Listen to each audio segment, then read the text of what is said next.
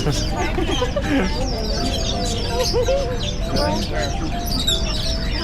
it, bro.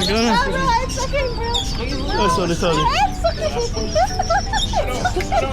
Bro, Bumalik pala ulit kami sa Souq Waqif para bumili ng tote bag. Hi, ako nga pala si Ness, isang OFW dito sa Qatar. Nagustuhan nga namin nung nakaraan yung mga local handmade nga dito, kaya naman binalikan nga namin. Ang dami palang pasikot-sikot dito sa Souq Waqif at ngayon ko nga lang nalaman. Grabe nga yung ikot namin dyan dahil hindi nga namin mahanap yung hinahanap namin.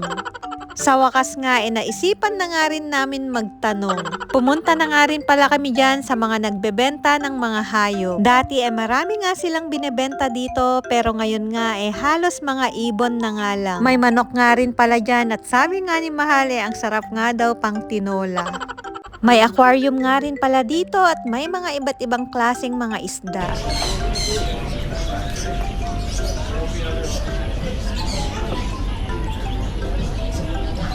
Tinawag nga rin pala kami dyan ni bro para hawakan nga tong sugar glider nila. Sabi ko nga kay Mahal mauna na nga siya dahil medyo natatakot nga ako.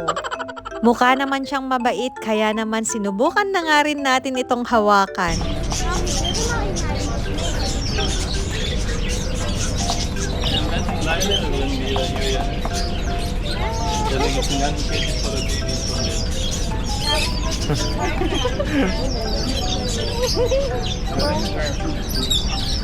Get it, bro. No, it's okay, bro. Oh, sorry. It's okay.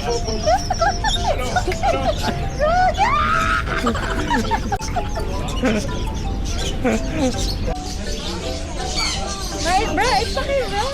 Bro, it's okay. Yes, bro, it's okay. Thank you. Mga loko-loko nga rin tong mga to at ayaw nga rin nilang tanggalin hanggat hindi ka nga sumisigaw.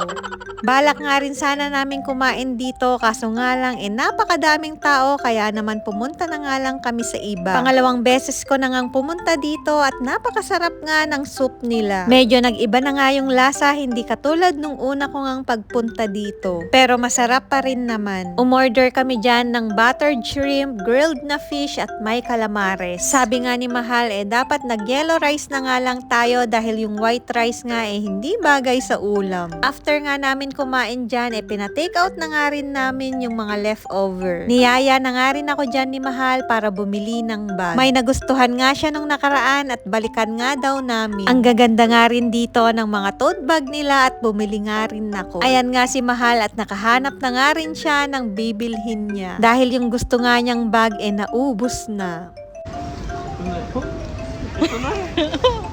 At least nakabili ka na ng bag mo sa sahod mo, may nabili ka ng bag.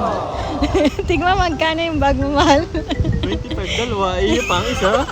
Kung nagustuhan nyo nga itong video ko, please like and share. Maraming salamat. Suporta natin local.